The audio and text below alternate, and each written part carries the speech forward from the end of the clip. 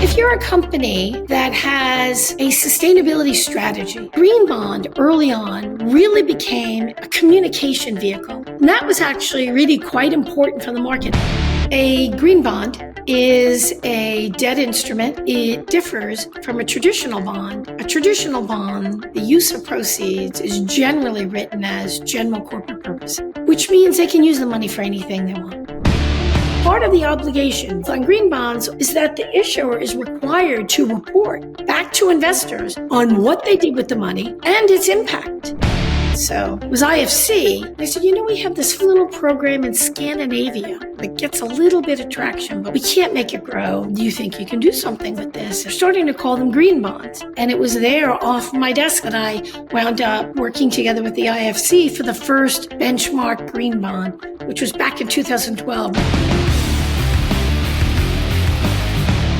Thanks for coming on the show. You're based in New York City, and I think you've been based there an awful long time. Did you grow up there? So actually, I grew up in Queens. And then, Rego Park, Queens, if you're really interested in detail.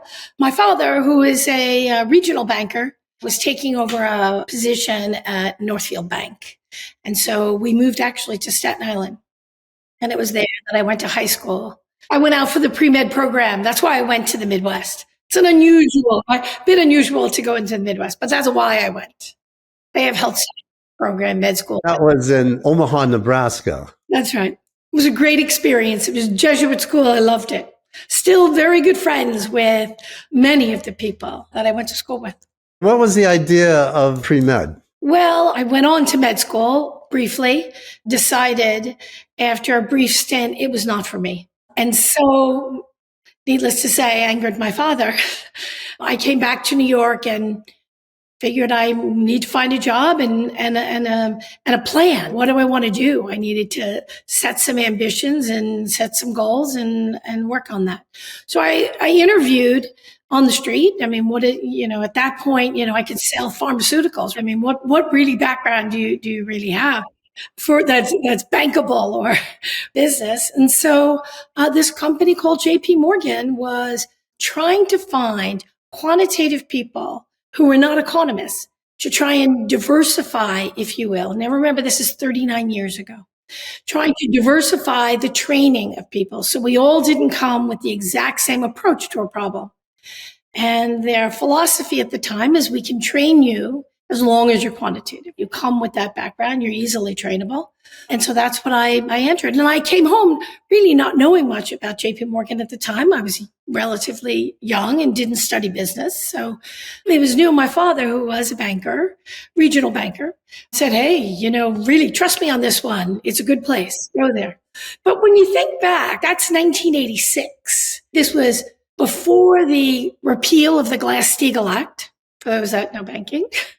And I think, if my memory serves, I think there were about 8,000 people on the bank at the time. So it was a very interesting experience. And when I got there, I have to say, it was like the world went from black and white into color. Because the bank was involved in so many things, so many cultures. To me, it was fascinating. And I had really no exposure to it at that point. So that's how I wound up at JP Morgan. So it was an immediate fit for you. The culture was, how smart everybody was. The conversations they were completely different. It was an environment I had really never been in before. What I realized, though, very quickly is I didn't know enough about banking and I really needed a background. So I immediately signed up for my MBA. And at the time, the program that was available was the Zicklin School, which is Baruch. And so I did that at night, which was a bit of a challenge that night, working in banking. But I loved it. I had a fantastic experience. And you got your MBA there. Yeah. So you landed at Morgan, and today you're still at JP Morgan, which is a long run by anybody's standards. And I presume you weren't taken hostage there, so you must have enjoyed it. You've had a long run there in a number of different jobs. Maybe you could just do a high-level run through all the different jobs or things that you've seen at JP Morgan, just to get an idea of the breadth of your experience. I started in credit. And so I got there and I realized very quickly that banking was about making money and opportunities and really working with clients directly to sort of build a better mousetrap. And I realized I was not going to do that sitting in credit. So the first thing I did is, of course, learn my job well, but look for opportunities to get over the money-making side of the bank. That I realized I didn't want to be a cost center. I wanted to be a profit center. So I learned that very quickly and moved over. And the first opportunity I had was in interest rate sales. And so it was there that I sort of cut my teeth, if you will, in the banking business. And I really spent 20 years in interest rate sales. I loved it. I covered foreign central banks, pension funds. And it was there because remember, I grew up, if you will, as the interest rate derivative market began. I was there for the very beginning of all of that. Credit derivatives, all of that. And I have to say that having that background throughout my career as it evolves is you see a lot of booms and busts. And that gives you the background to understand what's necessary really for something to have legs, to have lasting power. And that was enormously formative when we worked on the Green Bond principles. Before we get into the weeds, you could just give a very high level overview of JP Morgan. I think everyone knows the name. It's a huge bank, but maybe you could just, however JP Morgan describes itself, you could do that. And then maybe you could give a high level overview of the ESG debt strategy and tell me where those activities fit into the bank in terms of size and how does it fit in the big picture? When we think about JP Morgan, what is our role in the financial community? We have a global bank it is a corporate investment bank. It is a commercial bank. And so what do we do? At its most basic, we service our clients and we meet our clients' needs. And we, as an institution, manage risk. That's inherently what we do. Climate is one of many risks. And it is as you noted, one of the largest banks. And as a result, we have teams of people that we work together to manage all of these opportunities. So we don't specialize in the agriculture sector or any specific sector. We service all of our clients. Now, while it is true, we are headquartered in North America, so many of our clients are North American, but our clients are quite broad-based. And so we work in everything from the global north to the global south. We cover corporate clients in the US. We cover retail clients, and that's part of our Chase branch network system, if you will. But we cover small businesses, medium businesses, large businesses, and we have a variety of teams that concentrate on that. And that will include everything from the debt markets, the equity markets, the public equity markets. It'll include private capital markets. There aren't too many things that, as an institution, we don't engage. But the most important thing about who we are is we are an institution with a fortress balance sheet, and our leader ensures that. And so we spend quite a bit of time making sure we, meaning the institution, manages that process and looks for the future and opportunities going forward. What is the commitment to sustainability, responsible investment, or how big of a piece of the overall business is the ESG debt capital market and sustainability related business? So maybe the best way to think about that is from a responsible investment standpoint. If we're really talking about JP Morgan Asset Management, there's an information barrier between the corporate investment bank, which I sit in, and that asset management team. So they have an entire team that manages the responsible investment activities on behalf of our clients. So that's one segment. If we're looking at the debt capital markets specifically, right now, if we think about the green bond market and the green social sustainable, the broader ESG, if you will, or sustainable finance market. Right now, it represents about, depends on the market, but about 15%, give or take, of fixed income issuance. So what started as a very small activity within the debt markets has really mushroomed, I think, much more than anyone had expected. And most of those activities are managed. I used to be global head of ESG debt capital markets. It's now referred to as sustainable finance within the debt capital markets business. And I managed that process globally. I built out that business and managed it globally. And now I would say that there's greater concentration regionally. So we now, once I moved on to CCT, it is managed on a more regional basis. You mentioned one thing that's important to note here. You've always been on the sell side and you're not on the asset management side. So that's one thing I want to make a distinction for the audience. In 2010, you moved to cross asset structuring as the head of green bonds, and I think you came over from interest rate sales. That sounds like an interesting move, but back then, green bonds was a pretty new concept back then. So how did that come about? So I was in interest rate sales, as you know, and that's why I have such a tight connection with a lot of the socially responsible investors. But when I moved over, I didn't actually move over as head of green bond sales. Reality is I moved over as a cross-asset structure. And because I had such tremendous experience in interest rate sales, as well as other products from corporates to mortgages. I had a lot of experience.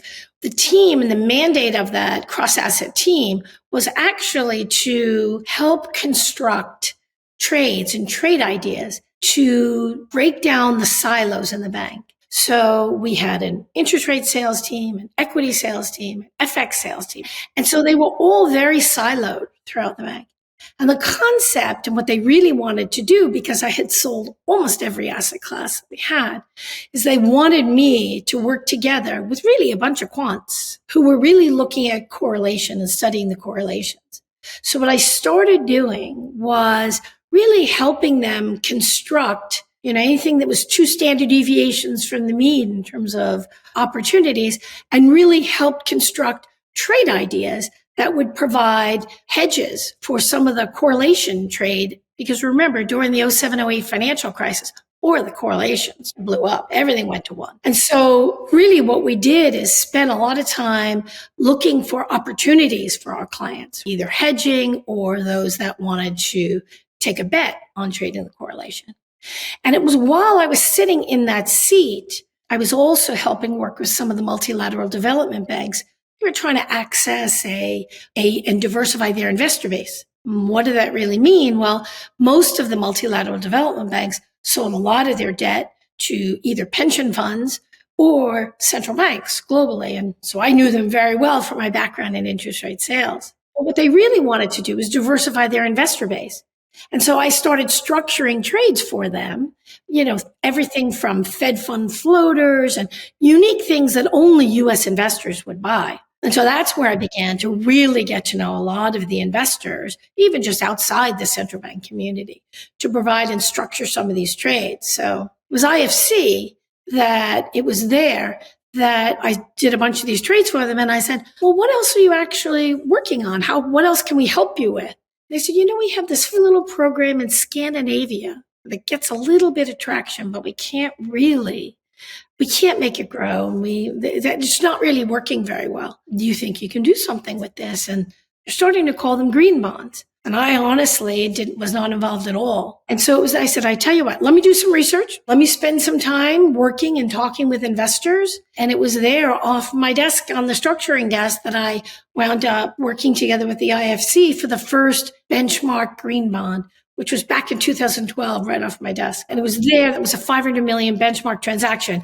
And then the market started to really take notice because the green bond market wasn't new. It just couldn't go anywhere. Couldn't get any lift. So that required a lot of work to develop an investor base. I mean, I must have defined what is a green bond, a million times in the beginning. And we had a core group of US investors, 10 or 12 of them, that said, yes, I'm in. I like the concept, mitigating risk, targeting opportunities to align with at the time we called it socially responsible investing. Yeah. And so there we did the first benchmark green bond. And it was there that the market really started to take notice what we were doing, because until then, it was largely pension funds and insurance companies with very small tickets in Scandinavia and a small amount of issuance in the Uridashi market in Japan, which is the Japanese retail market. So you were really around right at the birth of the green bond market, and you then became a co-author of the Green Bond Principles. So you've received multiple awards for your work in the green bond space. You were called by Reuters Wall Street's Green Bond Warrior. That sounds fierce. Personality of the Year by Environmental Finance in 2019, and ESG Financing House of the Year by International Financing Review in 2021. So I want to speak a little bit about the start of the green bond market and your work on the green bond principles. But first, I'd like you to explain what green bonds are and how they differ from traditional bonds, just because there are probably some people who are not familiar with this concept. Sure. A green bond is a debt instrument that fixed income investors participate in. It differs from a traditional bond in that a traditional bond, the use of proceeds is generally written as general corporate purpose, which means they can use the money for anything they want. There's no limitation. There's not really any guidance on what they intend to use the money for. And the unique approach for a green bond is two basic differences. Number one, a commitment of an issuer of a green bond commits to providing information on the intended use of proceeds. And that early on it was green, I think we called it environmentally friendly purposes. It was very generic, early on. And so it was then when we worked on the green bond principles that we really began to delve into, okay, we know it's environmentally friendly purposes that we all agree to, but what does that actually mean? And this is where the core of the development began. How do we guide the market to ensure that we put guardrails, to ensure that people don't push too far or step over the edge, and we don't ruin this burgeoning market that we've begun to develop? So it was actually at the Environmental Finance Conference in 2012. Suzanne Bukta from Bank of America and Mike Eckert from Citibank and I got together. And it was there that we began to say, look, because we had all been working on a variety of trades on our own. And so it was there we got together and said, this really has some legs to it. I think there's some real opportunity here. And it presents an opportunity for investors to earmark and to target investments that suited their asset owner need, their asset managers. And so it was there that we began to work on, and later someone, Tongyi Klakwin from Credit Agricole got involved. And the four of us were generally the core co-authors of the document you now know as the Green Bond Principles. And over time, we had participants from others in sustainability within our firms that joined us and worked with us. But I think the success of the development of the Green Bond Principles is that you really had four bankers working on this, not the team in sustainability. Because the thing about the bond market as a general rule is this first, there's a few very important elements. It needs to be simple, it needs to be liquid, and it needs to be big. And that is what most strategic investors wanted. Well, the green bond market up until that point in time was anything but that. It was niche, it was small tickets, it was completely illiquid. And so the benchmark deal that I worked on by myself really set that stage. And as of it, I think Suzanne was working on the Bank of America transaction.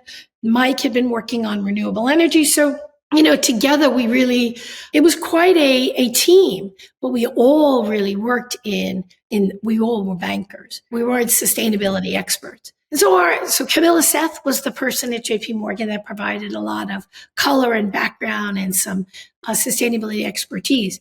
What happens is, as you think about these markets and you begin to develop what is green, that's where the market really changed. And that's where the principles that you now know, or the market has well accepted as the standard, became critical for the further development of the market. So in your explanation of what the green bond is, one thing to make sure it's clear to everyone, the proceeds are ring fenced to certain uses as opposed to a traditional bond, correct? I would use the word earmarked, not ring fenced. Ring fence is a very specific term. So when an issuer comes to market with a green bond, what they do is traditionally they will establish a framework document. And that's what many of us in the sustainable finance or the debt capital markets would do, would help the issuer provide a level of a communication narrative on their sustainability strategy, their goals, and then communicate to investors what they intended to use, the eligible project categories they would intend to use. But there is no covenant in the bond. And I think this is very important. It is a commitment that an issuer will make, and they will report back to investors on exactly what they did for the money. But there is no covenant actually in the document. And early on, we met with quite a lot of pushback from some of the environmental community who basically said, you're not going far enough. But early on in the green bond market, when we were developing the principles, it was absolutely critical to make sure and remind ourselves consistently that perfect was the enemy of good. And we wanted to make sure that the approach we took was an approach that was credible, but it also provided flexibility. Because remember, what we were creating was a standard that could be used globally. And there were SEC registered bond markets. There was the Reg S market, which is the Eurobond market. Very different legal rules on how that approach it, what one could put in a bond document and what you couldn't, what could be outside the documentation and what didn't. So it's quite technical.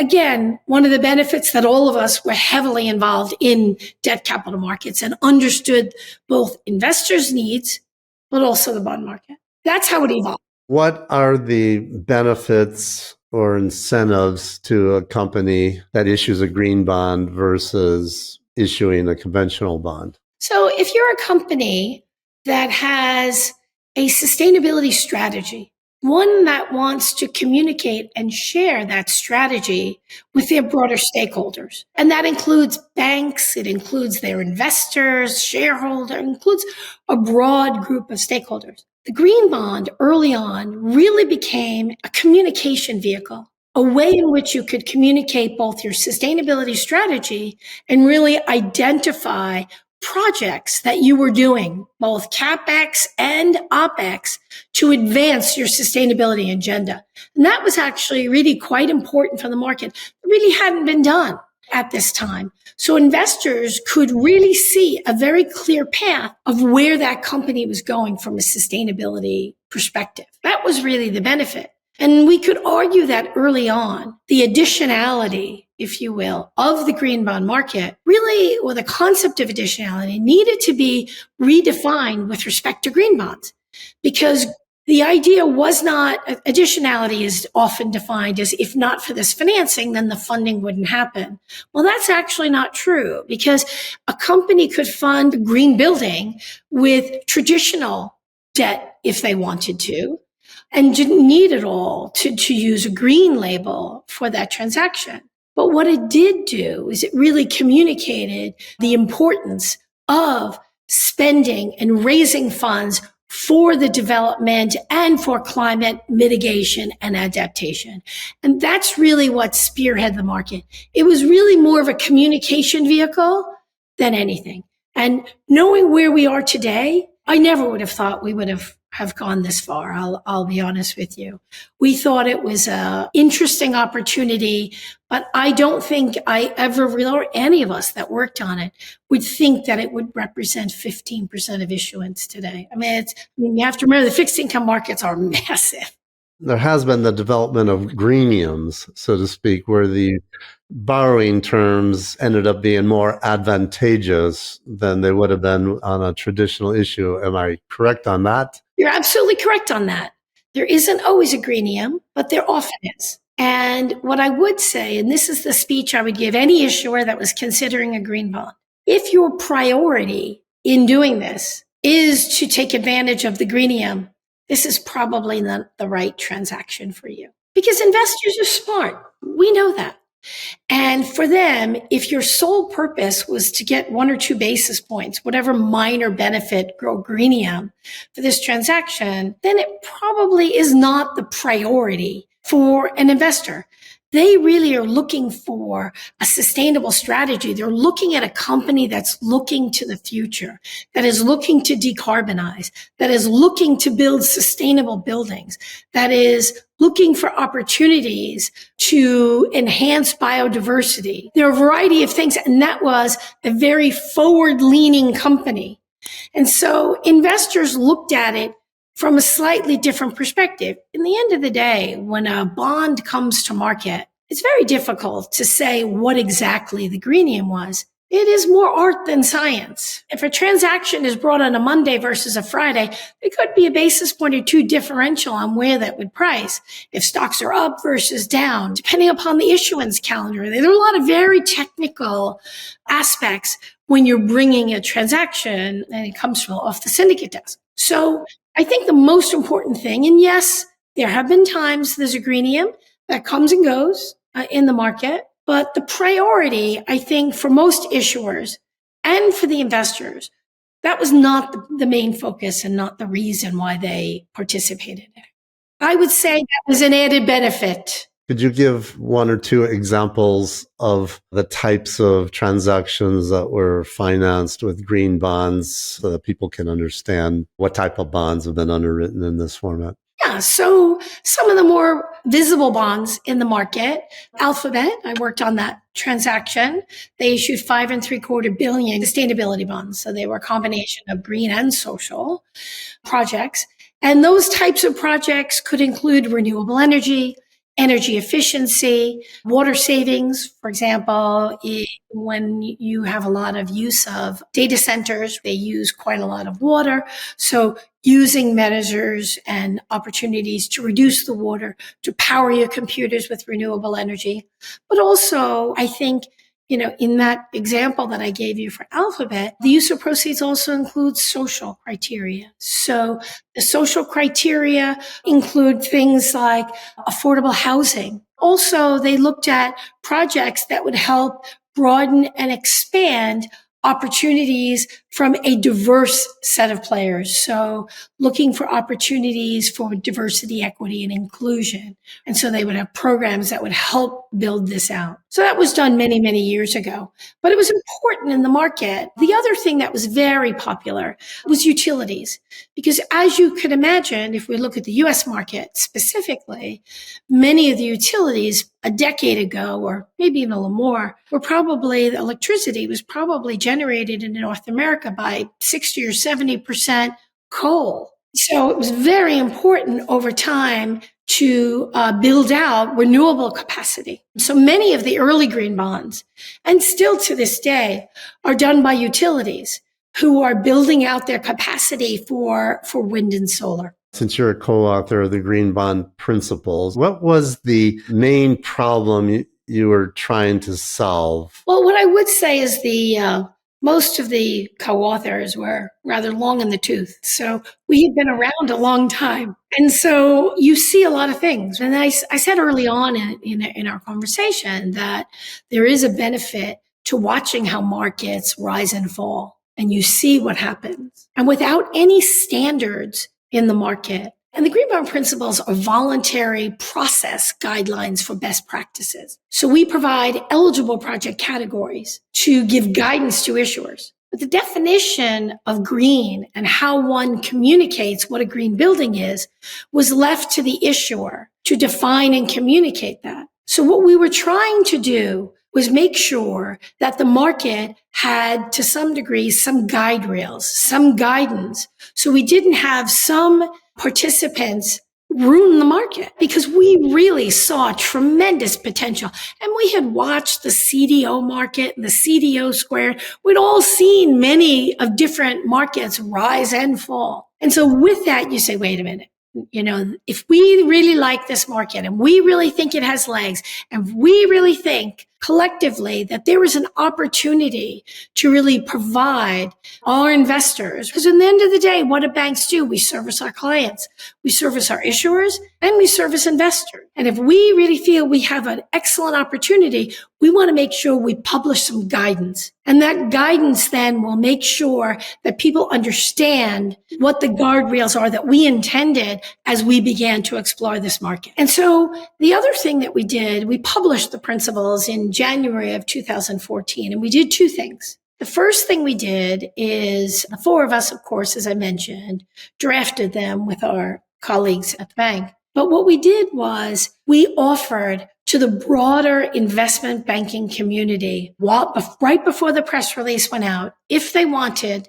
they could become on as a signatory, so that it would be an announcement that included, I think we had a total of 25 the first time we announced that. And we actually announced the principles on the series website, so that it was a collective view of the market from the debt capital market teams across the industry. And it was largely, I think there were a few out of Japan, but it was larger Europe and US banks at the time. And that was important. And then shortly after that, we immediately worked on a governance document. And that was part, again, I think it was Mike Eckhart who had a tremendous amount of board experience at that time. And so he kept us following Robert's Rules of Order, and we're very quite strict in how we approached and developed the governance document, which has evolved, of course, from the original document that we published. I think it was at the end of the first quarter after we published the principles.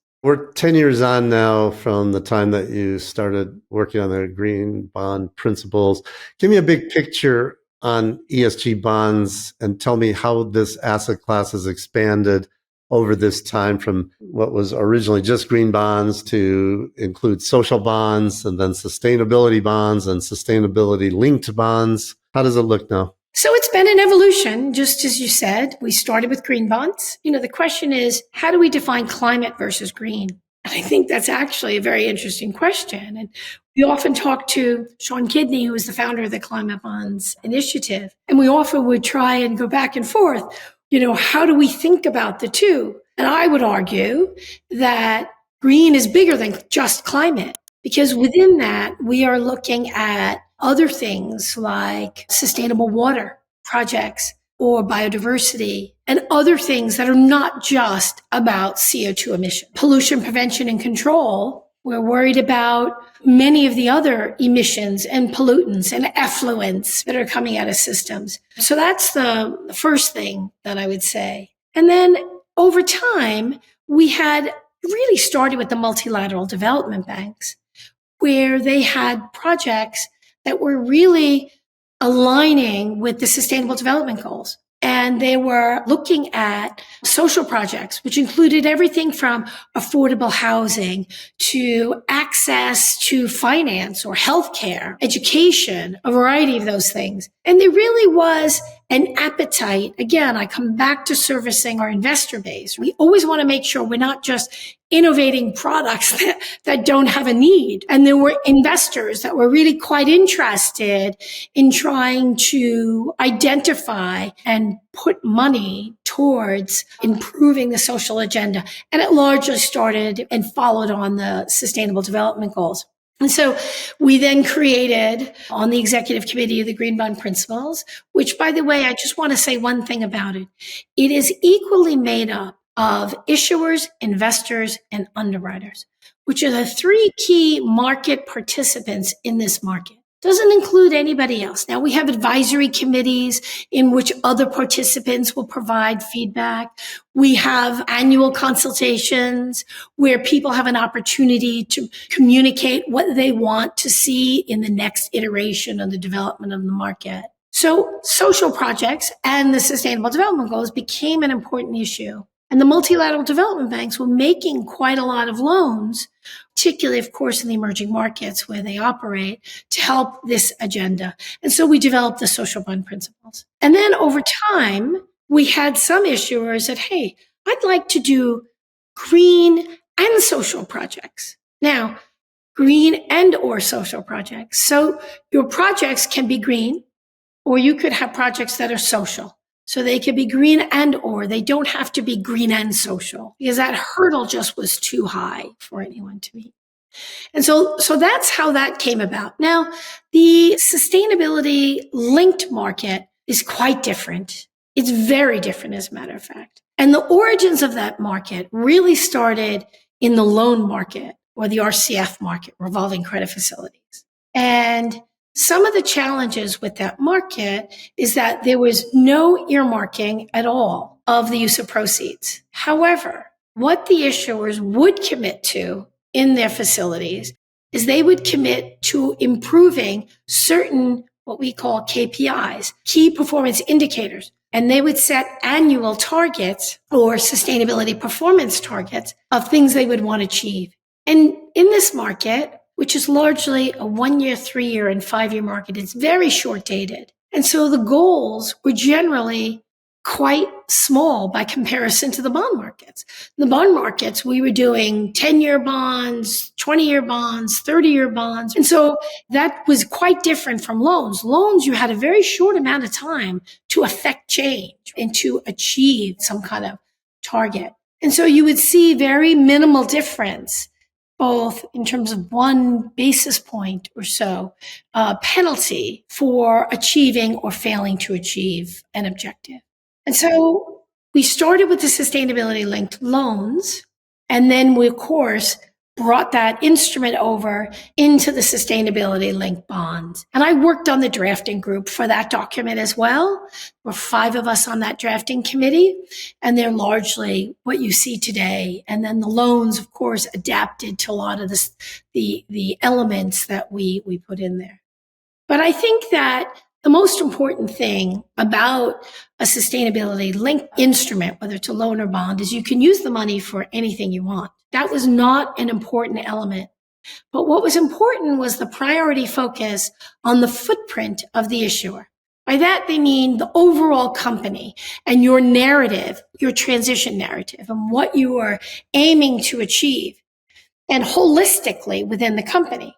So if you're going to cut scope 1 and 2 emissions, or your goal is to cut scope 3 emissions, you would set that target. In the loan market, it was very common to see accident rates going down, or setting goals around accident rates. If you're a manufacturer, accident rates are quite important. Or if you're looking at, let's say, gender diversity or gender pay, a variety of these things could really be included, and some of those goals really could be achieved on an annual basis, and you could affect change. And so the principles were important to establish that the KPIs, the key performance indicators, were material, core, and relevant, and that the sustainability performance targets were ambitious. And that was actually quite important. So what is the role of bonds and fixed income in driving long-term sustainability agenda and impact for your clients and ultimately to society? I've spoken with some investors who are critical and saying that as a debt holder, you don't have the same ability to influence or impact as an equity holder does. And others say that they're not convinced that green bonds have necessarily brought into fruition impact that wouldn't have occurred if there wasn't green bonds. How do you see the role of bonds and fixed income in driving impact? So first of all, fixed income is largely a refinancing instrument. Bonds are refinancing instruments. Let's be clear. So that's why in the beginning of our conversation, I defined additionality, which is really what you just described. Do green bonds have or not have additionality? And then most people use the definition that came out of the Kyoto Protocol in 97, where additionality is defined by the financing of a project that would not automatically or would not have or received the funds. So that project would not have in fact happened. There's a lot of discussions about additionality when we talk about voluntary carbon markets and many other things. I think when we need to think about green bonds, we really need to redefine the concept of additionality and to think of them more as a communication vehicle and an earmarking to really share with stakeholders and investors on where the company is going. That's first of all. And second of all, they will, in their framework document, a green bond issuer, we'll just keep talking about green, but a green bond issuer is required to provide their definition of each eligible project category, which is extremely important on how they do that. Some will use standards that already exist in the market. European, looks at building standards that are already well adopted, well existing in Europe, and they will embed those. And we welcome that on the Green Bond Principles. Wherever you have standards, refer to those standards. That's great. But in the end of the day, it is largely a communication vehicle. Now, you could say, well, green bonds then, by that definition, are not additional, nor do they really had any impact. If that were true, why are sovereigns, multilaterals, corporates, banks, even project finance transactions labeling themselves as green? Why is 15% of the issuance in the fixed income markets have some sort of green, social, or sustainable label on them? That is what I would call impactful. So I think it depends on who you are. Are more projects happening because they are green? Well, I think it depends. Or maybe the communication narrative and the importance of communicating your sustainability agenda to your broader stakeholder community is extremely important. And the green bond is the way in which you do that. Because remember, part of the obligation on green bonds is that the issuer is required to report back to investors on what they did with the money and its impact. I think we're getting caught up in semantics. If the green bonds were not important to the market, and if they didn't have impact, why is the world so interested in both issuing them and buying them? If what you're arguing is they have no impact, then why, after 10 years, probably a little more if you count the niche, market, but why 10 years since we published? We just celebrated the 10th anniversary of the Green Bond Principles. If they are not impactful and they are not important in the market and they are not in any way affecting change, then why is 15% of issuance now, coming to market with some sort of green, social, or sustainable label? What is your view about a company that issues green bonds for financing something that's green, but then using traditional issuances to finance, let's say, so-called brown activities? To your point, if it's a communication issue as opposed to something that definitively brings something into being that wouldn't have been financed otherwise, I guess some cynic could argue that this is PR, so to speak, and not necessarily substantive. Yeah, but we have very smart, sustainable investors in the market. That's why I get back to where I said greenium is not important. It's not the most important thing for anyone. And if an issuer is issuing a green bond solely for those purposes, there's no point in doing that. It's just investors see right through that. So you're right in that we need to be mindful and that issuers, over time, the markets evolve. And early on, we really concentrated on the assets only. We really said, even if you're a utility that's largely or is largely coal, if you're developing wind and solar projects, then we want to make sure the green bond market is open for you. But then over time, we began to be more discerning. How is the green bond market evolving to support biodiversity in the future? Well, this is what I would say. Certainly biodiversity, nature, these all issues have received more attention. We have, of course, the TNFD, which is the nature-related financial disclosures that are evolving and starting to emerge. And so there's greater emphasis and focus on the, the benefits. would say green bonds would often include co-benefits around biodiversity, but you're seeing more and more look at and focus and prioritize and use.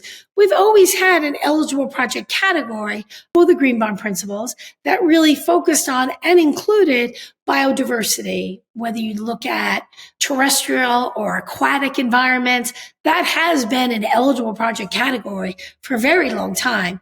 I think now you're seeing greater use of that eligible project category. So I think it's, and also one of the challenges that we've long had in sustainable markets has been availability of data to be able to report on impact, the numbers of species and so forth and so on. So I think, as the data gets better and better, so will the ability to make these commitments and then be able to measure your performance on those commitments. Does JP Morgan use engagement with issuers to facilitate impact? We use engagement quite extensively, and you'll see that in our climate report. We go into quite a lot of detail on that we published, I guess it was October, November 2023. You'll see quite a lot of that. Engagement is a very effective tool. I think many years ago, there was a lot of discussion around divestment. And that is what and you hear a lot with universities where they talk about the power of a divestment. And we certainly saw that, and it was very successful during apartheid. But I think climate change is a bit different. I think that we have, and I say we, meaning both banks, corporates, and the broader investment community, has really found that once you divest of a company, you lose your power over them. And what we have done is we engage very broadly. We will engage with all stakeholders. And that will include everything from the NGO community to politicians to the regulatory community. And while we're not lobbying, we are engaging to try and provide further clarification and really the importance and the value of some of these changes and try to encourage consistent policy and ones that will encourage effective change and climate change mitigation and financing many of these things. So engagement is an incredible tool. It also, and I don't want to get into too much detail, but at JP Morgan, the team I sit in, which I mentioned, was the Center for Carbon Transition. And part of that is we developed that methodology for calculating our own financed emissions. So we have established a process by which we set targets all on a sectoral basis, steel, cement, all within the carbon intensive sectors. And then my team, the team I really work in, spends an inordinate amount of time communicating that and working with our investors, say, look, okay, here's what your emission intensity is today. And this is our goal that we've established. Here's the methodology for 2030 and where we want to see our portfolio go. And if you are above the curve, this is what we are encouraging you to do to come in line. And so, yes, so we engage with everyone, really. What does greenwashing in the sustainable ESG public fixed income space look like, and how prevalent is it? Greenwashing is a tricky term. If we think back earlier on in the green bond market, and you had somebody who was, and there are a few examples of some less than ideal transactions that are largely fossil fuel, or an oil and gas company that does a green bond and earmarks the money for energy efficiency on fossil fuel facilities. That's pretty much dead on arrival. Investors strategically want to see a change in the business model. So there are some examples of less ideal transactions, and those have been certainly accused of greenwashing. I think it was Planet Tracker put together maybe a year or two ago, a really interesting discussion on the various types of greenwashing, because we no longer define it as someone who's issuing a green bond that's not so green. We now define it in a myriad of ways. Green hushing, green shifting, green crowding, green rinsing. I mean, there's a myriad of definitions, and I strongly encourage your listeners to go and look at the piece that Planet Tracker did, because I think it's actually quite interesting. This was Planet Tracker that published this, you said? Planet Tracker did that. It was a couple of years ago, maybe 2 years ago.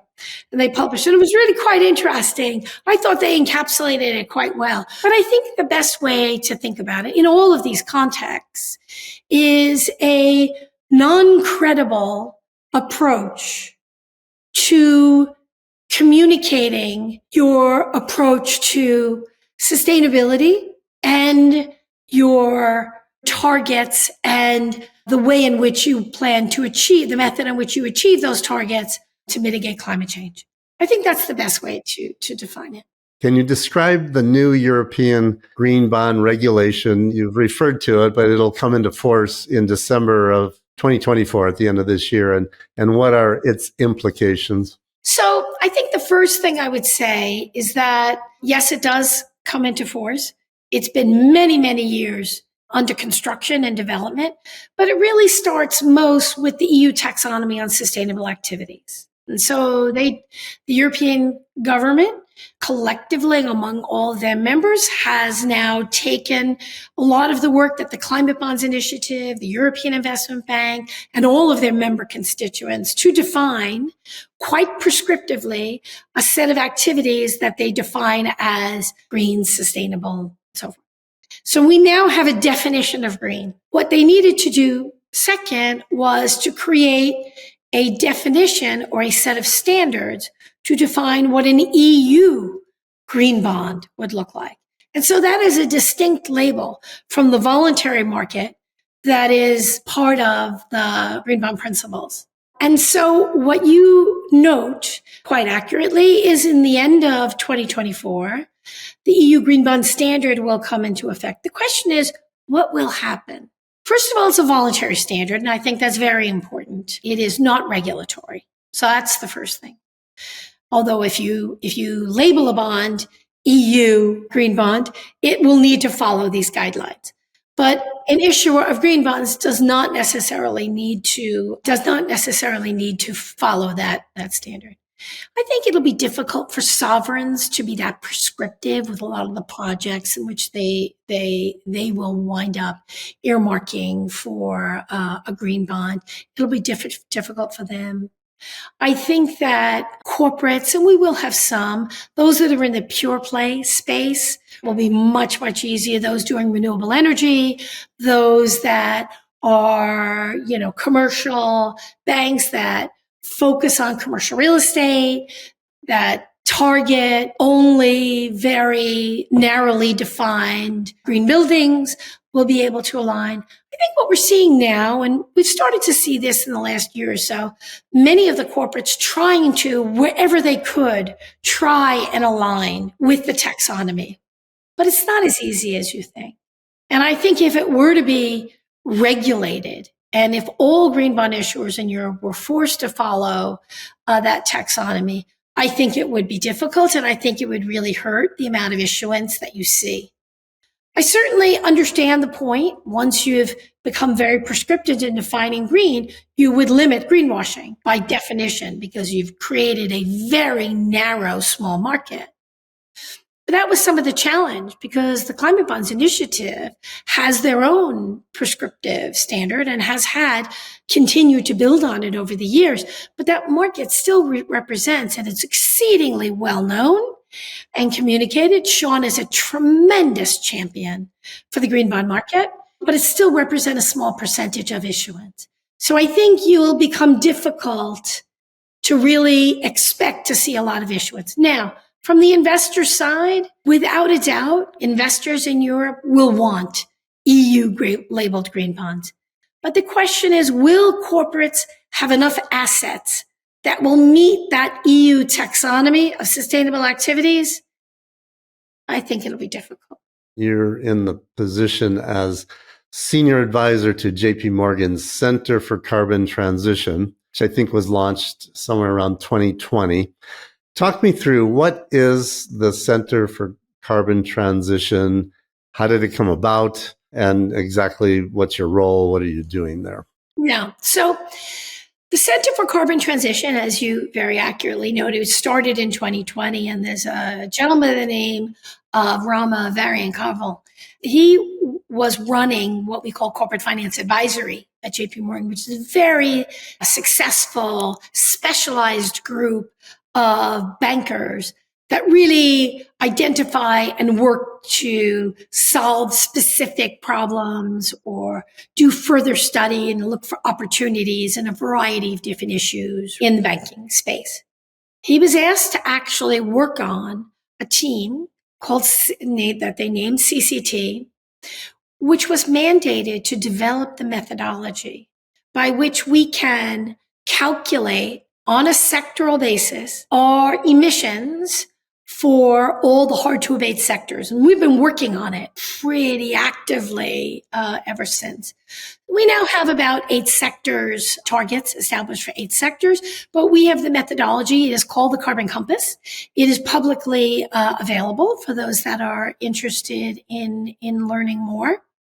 So we've set these targets. Once we have these targets and recommendations, the team works in conjunction with all of our bankers. So sustainability now starts at the very top of the firm and works throughout all the different business units. We have sustainability champions that are in each business unit that are involved. So we work together with our partners in all these business units to help work together with these clients to help us achieve the goals. So we calculate, we have to capture the data, which is always challenging. We need to develop the methodology. Then we need to make recommendations on what targets that we think are truly achievable by 2030. And we will follow the IEA NZE pathway to 1.5 degrees in setting those targets. And then as we've defined that and communicated that, we then use engagement, as you had asked about earlier, and we spend an enormous amount of time working together with our clients to encourage them. Because let's face it, if they decarbonize and we decarbonize, then there's no change in our client base. In fact, you could argue that there's further opportunity for us because we also, as part of our team, help work together to establish relationships with, I call them green disruptors. These are newer companies that have figured out how to build a better mousetrap. So climate change is a tremendous opportunity in the banking industry. And the IRA and the infrastructure have created phenomenal opportunity for the energy transition for companies as well as banks to work together, to harmonize, and to really support the climate transition. It's a tremendous change, of course. And the government is really providing the incentives necessary and the length, because in order really for companies to make their plans and strategize, they need a long tail. They're not going to look at 1, 2, 5 years ahead. These guys are looking 10 years and beyond out. So the IRA and its 10-year provisions makes a big difference in allowing them to really become strategic and plan ahead. I don't know if that answers the question. I'm still trying to get my arms around it. According to your website, it seems that you have 3 business lines, if you call it that, at the CCT. One of them is advising clients on their transition to low carbon. I guess, first of all, is that true? Is that a business line? And if so, it says you're providing clients globally with low carbon transition focused advice and expertise, including on their decarbonization plans. What does that mean? It's going to mean different things for different clients, right? Some are just beginning their journey. And those that are just beginning their journey, we will spend an inordinate amount of time, as you could imagine, discussing what opportunities they have and what is sort of necessary going forward. So I talked obviously about the methodology that we've established. We need to provide advice to clients, not only on the methodology of where we expect and hope and encourage them to reduce their emission intensity for us to achieve our goals, but also to help them achieve market expectations. We will help them understand better what the investor community is looking for. And so some of that will include very detailed discussions about the levers on a sectoral basis where we interact with all of the product and banking teams, both regionally as well as by product type and by sector. Could you give me some examples of some quantifiable targets surrounding some of these initiatives? Yeah, certainly. So the sectors that we focus on are that we have targets established: aviation, cement, iron and steel, electric power, oil and gas operational, which is scope 1 and 2, and then scope 3, which we refer to now as energy mix, but also auto manufacturing. And so what we've done, as I mentioned, is we look at and we establish our baseline for the portfolio. And we set the date for the baseline, and it's based upon data availability, which is improving, but still quite a challenge. So we establish a portfolio baseline. We look at each sector and all of that. We, again, as I mentioned, establish a methodology for calculating, and we use emission intensity. We provide information on absolute emissions, but we like to measure progress, right, over time.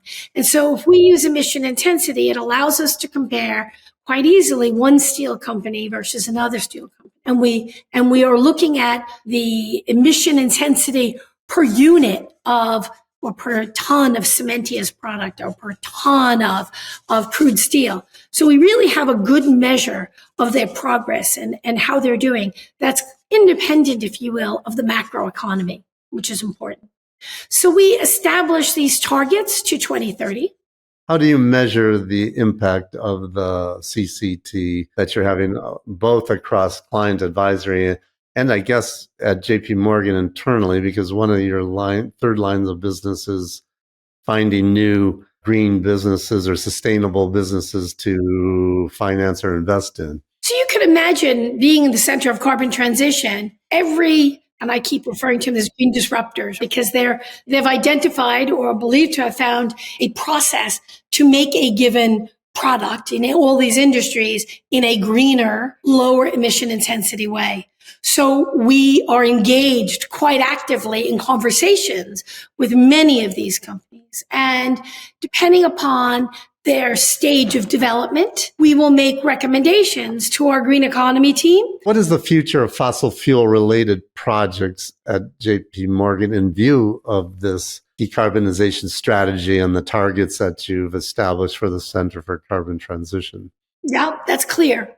So if we do our job in CCT and we work together with our clients to encourage their decarbonization, whether they're diversifying and the oil and gas companies that are developing hydrogen programs, or they are adding wind and solar, or they are working on projects to reduce methane emissions, to reduce routine flaring. I mean, there are a myriad of things that we can work together. JP Morgan does not boycott any industry. I want to be abundantly clear about that.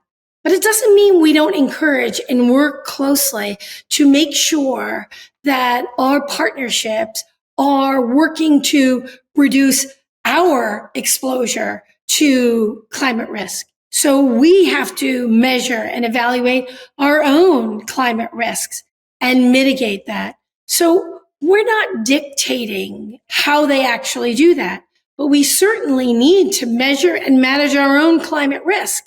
And so that is an extremely important part of this. And we will be engaging with all of our clients in the carbon intensive sector, including fossil fuels, to make these changes and to transition in order to do that. But we do not boycott any industry. You seem to give a lot of focus to educating the next generation. I didn't mention it before, but you are an executive in residence of economics at Duke University. You're teaching on climate change and the capital markets and have done guest lecturing positions for a number of years. What do you hope the next generation will achieve in relation to climate change mitigation? Well, Certainly, I hope that whatever business they go in, they will take the lessons learned from my class and other classes that they'll learn with regard to the importance of climate change and adapting. It's the division of economics or Department of Economics. And so not all of them will go into the capital markets. And so it's important that they understand what the importance of this is and to think about how to finance and the expectations of investors and other stakeholders will be over time. So to me, that's important. Why am I doing this? I mean, I'm still working at JP Morgan, but let's be honest, I'm here 39 years. That's a long time by any measure. And it's time to give back. And I've been very involved and I've been very lucky in my career at JP Morgan. And I do think it's really important for me to give back and to pay back and to make sure that the lessons that I learned, that I pass along to the next generation. And again, to make sure that sustainability is embedded throughout the Treasury Department and all of the other business areas, from trade finance to supply chain management, logistics, all the other areas of business that all of these students will eventually wind up to. So that's why I do it, and I enjoy it. Marilyn, I've got a few last rapid fire questions. If you had to name the single most important challenge in the ESG fixed income space at this time, what would it be and why? Defining transition. And by that, I'm really talking about transitional assets. Because early on in the green bond market, we talked a little bit about this, the footprint of the issuer. If you have a utility that is largely producing electricity with coal, and they transition to natural gas, that's massive savings in emissions. But it's still not green by most definitions. We can debate that. By most definitions. And so really trying to gain broader acceptance in the investor community on the value that transition assets will bring to the climate transition process is extremely important. And so I think that is the biggest challenge, and it's the biggest opportunity, because if we can really coalesce around a definition we're all comfortable with, I think it creates a great opportunity. What do you know now about ESG sustainable fixed income markets that you wish you knew in 2010 when you took the role head of green bonds at JP Morgan? Well, in fairness, I didn't have that title yet in 2010. I moved in cross-asset structuring. I think what I would have loved to have known is that this is actually going to work, that it is going to matter. And what we're working on now isn't sort of this pie in the sky, wouldn't it be nice? That it really has legs to it, and that we can really make a difference, and that we can get people to stop asking the question, what is a green bond? Everybody will know what a green bond is.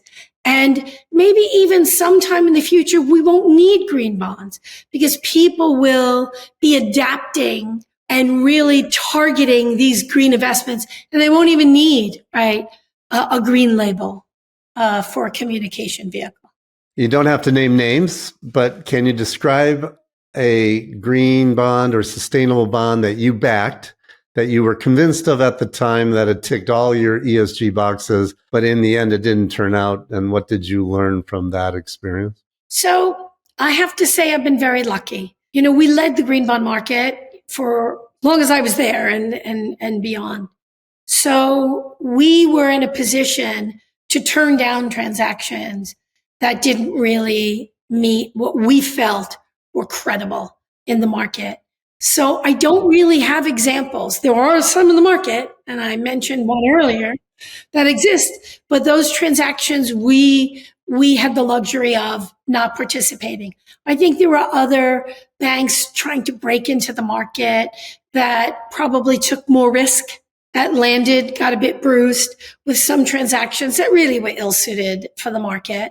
And we have a really robust environmental and social risk team here at the bank And so we spend an inordinate amount of time discussing, pros and cons before we sign on. How about the converse of that? Can you describe a green bond or sustainable bond that you maybe were skeptical of at the time it was issued, but in the end it turned out to be really impactful and you were pleased that you were involved with the issuance?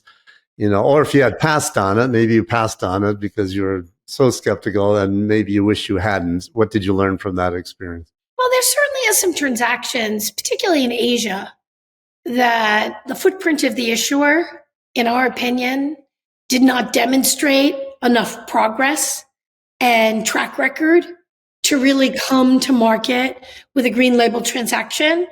And as a result, we passed on transactions that frankly came to market that didn't really get much pushback, either in the press or from NGOs.